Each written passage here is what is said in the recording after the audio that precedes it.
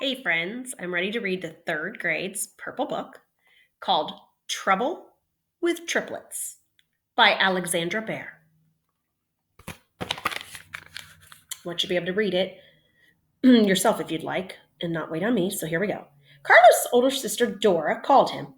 Come with me, Carlo. That's because he was always begging to come along when she babysat. That way he could swim at the Franklin's pool or climb on the Wong's tree fort or play on the Lugo's swing set. Carlo was always ready to tag along with Dora. That is, unless the Tiptons called.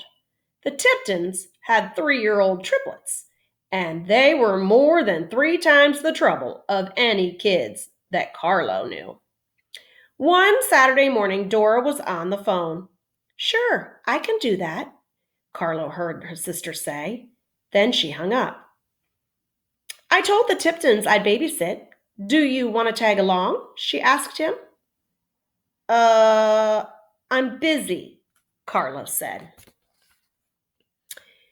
If you come, you can watch TV the whole time, Dora said with a smile.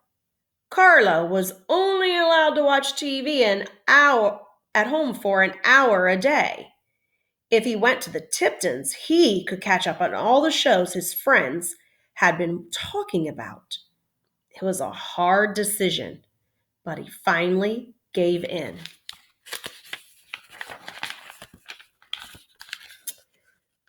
Later that day, Dora and Carlos stepped over flattened balls and battered trucks to get to the Tiptons' front porch. Mrs. Tipton opened the door.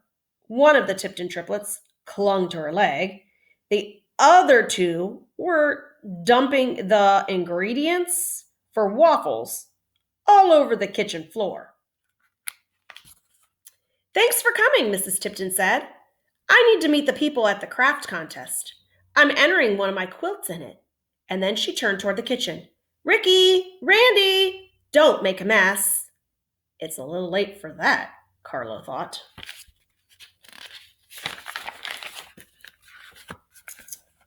Mrs. Tipton grabbed her purse. Oh, I forgot to tell you about the TV, she said. The triplets broke it. Maybe you can think of some arts and crafts to do with them. After Mrs. Tipton left, Carlo remarked, So much for an easy afternoon. Don't worry, Dora said. I'll take care of them. Then her cell phone rang. It was her best friend, Samantha. Just watch the boys for a few minutes, okay? Dora asked Carlo. Carlo took a deep breath as he saw Ricky dart out the back door. Carlo followed Ricky to the backyard. Ricky, Randy, Rob, he called, but the triplets were nowhere to be seen or heard. That was a bad sign. Carlo looked at the Tiptons' garage and gulped.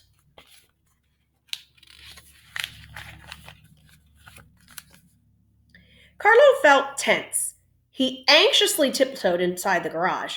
That's where Mrs. Tipton made her quilts. The garage looked festive, if you can imagine wild pigs hosting a party. Mrs. Tipton had placed a cut up pieces of fabric on a board on the garage wall. It was how she planned her quilts.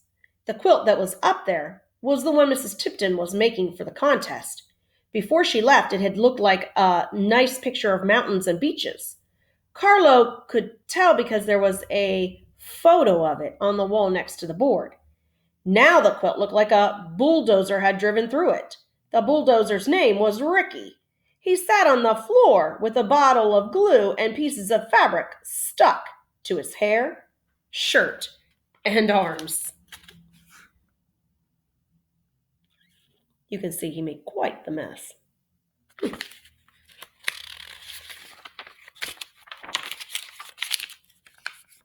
Carlo gave Ricky a cross look, but before he could say anything, Rob dumped a basket of fabric on Ricky's head.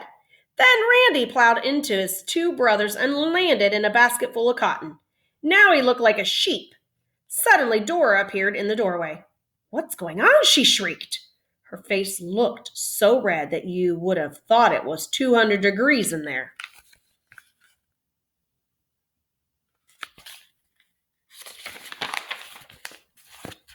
That's when Carlo recommended that they use the fabric to make a new quilt. We could say that we were doing some arts and crafts, Carlo said. That's what Mrs. Tipton told us to do. Good idea, Dora agreed. Then she frantically helped the triplets place the fabric pieces on the flannel. When Mrs. Tipton came home, she took Dora and Carlo to the garage to see the plan for her quilt. And she walked through the garage door. She gasped. What happened to my quilt?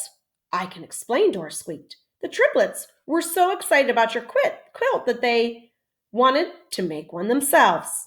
To everyone's surprise, Mrs. Tipton wasn't too mad.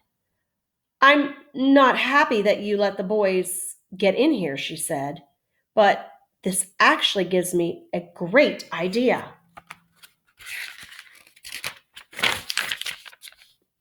2 weeks later, Dora got a call from Mrs. Tipton. Look in the newspaper, she said. Mrs. Tipton's crazy quilt had won the first place ribbon in the craft contest.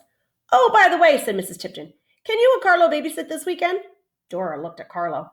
I'll split the money with you, she said, and I know for a fact that the TV is fixed. Carlo felt himself give in for a second, and then he caught himself. Sorry, said with a smile, no more triplet trouble for me. Grab your paper.